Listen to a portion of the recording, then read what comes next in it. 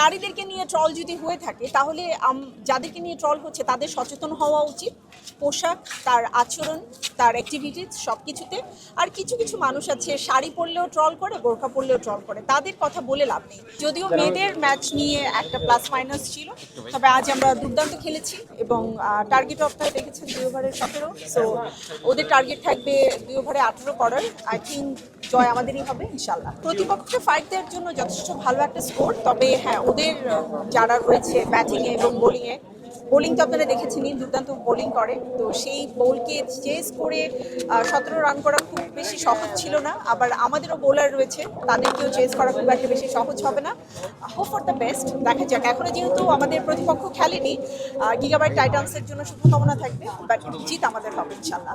আসলে 4 বল থাকতে আপনি যখন মাঠে নামবেন তখন তখন আসলে একটু সময় নিয়ে খেলাটা টাফ, প্রত্যেকটা বলে বলে খেলতে যাওয়াটাও টাফ। তো উইকেট পড়ে যাক এটা যেমন চাইনি। 4 বলের মধ্যে 2টো বল ডট হয়েছে, 2টো বল খেলতে পেরেছি, তার মধ্যে আমরা রান নিয়েছি 2টো। সো আজকে 4 হয়নি, that was my bad luck, but আজকে 4 হলে বেশি ভালো লাগতো। দলের তো ভরসা আসলে থাকি। আর আমার যেটা হয়, আমি যেখানে যাই প্রোগ্রাম করতে করতে এমন একটা অবস্থা হয়ে গেছে যে সব কিছু ম্যানেজ করার একটা মানে ভেতর থেকে চলে আসে। সো আমার টিমের প্রত্যেকের মানে কি লাগবে না লাগবে, কোনটা প্রয়োজন, এই সব কিছু আমাকে দেখতে হচ্ছে। আর হ্যাঁ, দল ভরসা করেছে বলতে ব্যাপারটা এমন ছিল না যে আমার দ্বারা এই ব্যাটে বলে হতে হবে, তাহলে একদম ফার্স্ট ডাউনে আমাকে নামাতো। তবে ইয়েস, অন্যান্য দিনের মতো আজকে আশানুরূপ খেলতে পারিনি, এই জন্য আমার মনটা একটু খারাপ। একটা 4-এর মার্ক আমার দেয়া দরকার ছিল, বাট মালিহা আর মাহা রাইট, মাহার যে বল, ওর বল সুইং খুবই শার্প, ও সরাসরি স্ট্যাম্প বরাবর বল করে। সো এই ধরনের বল খেলাটা একটু টাফ বলছি এই জন্য যে এখানে তো আসলে রিয়েল পিস থাকলেও বলটা আমরা রিয়েল পাচ্ছি না। সো একজন বোলারের কাছে মানে প্রফেশনাল বোলার যখন বল করে, সেই বলটা যখন আপনি খেলে অভ্যস্ত থাকবেন, তখন একজন খুব বেশি প্রফেশনাল না বা স্ট্যাম্প টার্গেট করে শুধুমাত্র বল করছে, তার বল খেলা টাফ। মানে প্রফেশনাল বোলিং দিয়ে আপনি যখন প্র্যাকটিস করে আসবেন তখন শুধুমাত্র স্ট্যাম্পে ফেলা বল খেলা খুবই টাফ, এটা যে কোনো প্রফেশনাল প্লেয়ারদের জন্য।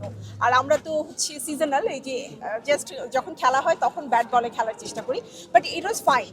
আমাদের টিম থেকে আমরা সবাই অনেক বেশি হোপফুল, যেহেতু আমাদের টার্গেট 17, সো ওদের জন্য 18 করাটা খুব বেশি সহজ হবে না। কি মনে হয় প্রতিপক্ষকে আটকাতে পারবেন? ওই ধরনের বোলিং আছে আপনাদের? ডেফিনেটলি আমাদের দলে বেশ ভালো ভালো বোলার আছে। যদিও লাস্ট 2টো ম্যাচের কথা বলবো যে খুব বেশি ভালো বোলিং হয়েছে ব্যাপারটা তা না, but at the same time প্রতিদিন যেমন বলে মানে মাঠে বল মানে ব্যাট আর বল খেলে না, ঠিক একইভাবে ওদের ব্যাট যে খেলবে তার তো কোনো নিশ্চয়তা নেই। আমাদের বল হাসতে পারে, যে মানুষগুলো বিহাইন্ড দ্য ক্যামেরাতে থেকে কাজ করে এবং একটা চমৎকার প্রোডাকশন মানে পরিপূর্ণভাবে আমাদের অডিয়েন্সদের কাছে তুলে দেওয়ার জন্য তারা কাজ করে, তারাও কিন্তু সেলিব্রিটি। তারা ছাড়া আমরা আসলে কিছুই না, আমরা তাদেরকে নিয়েই কাজ করি বলে আজ আপনাদের কাছে আমরা পৌঁছতে পারি। তো আর এই ধরনের একটা একদম ইন্টারন্যাশনাল মানের খেলা যখন আমরা খেলতে যাব, তখন আসলে কিছু ভালো প্লেয়ার থাকতে হয়। সো এই জায়গা থেকে আমরা কিন্তু আমাদের মিডিয়ার প্রত্যেকটা সেক্টরের যারা রয়েছে তাদেরকে নিয়ে খেলার চেষ্টা করছি। অনেকে রয়েছেন রেজিং স্টার যারা অ্যাকচুয়ালি অনেক কাজ করছে, কিন্তু আমরা হয়তো ওভাবে করে টেলিভিশনে নিয়মিত দেখছি না। অ্যাকচুয়ালি সোশ্যাল মিডিয়ার এই যুগে যারা নিজেদেরকে বেশি এক্সপোজ করতে চায়, আমরা তাদেরকে নিয়ে এত বেশি মেতে থাকি যে যারা রিয়েলি কাজ করে যাচ্ছে তাদেরকে আমরা অনেকেই চিনি না। তো আমার মনে হয় এই ধরনের কন্ট্রোভার্সি ক্রিয়েট করার কিছু নেই, সবাই খুব ভালো খেলছি এবং সবাই এখানে মিডিয়া অঙ্গনে।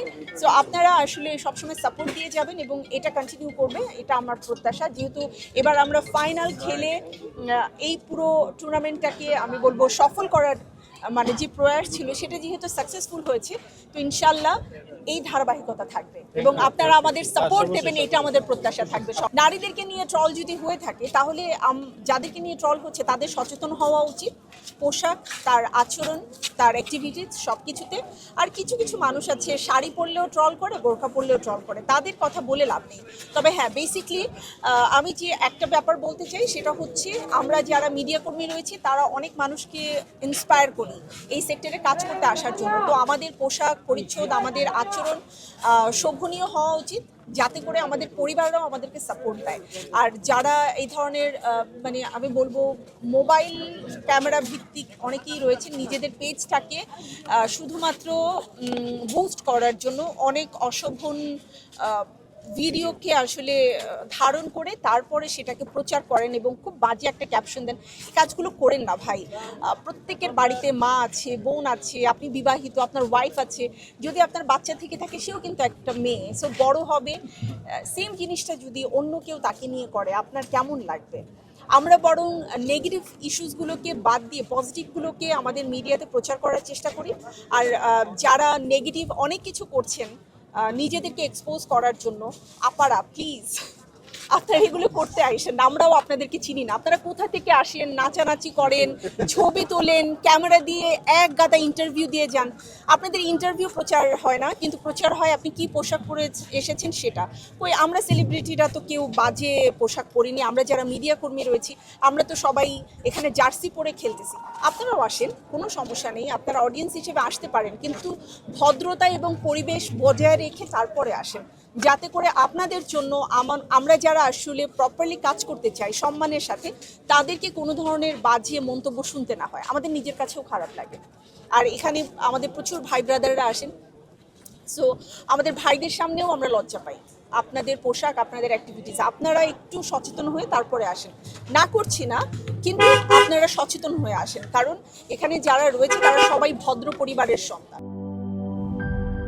লিলি হালাল বিউটি সোপ, বিএসটিআই কর্তৃক সনদপ্রাপ্ত দেশের প্রথম হালাল বিউটি সোপ। দীপ্তিময় উজ্জ্বল ত্বকের জন্য।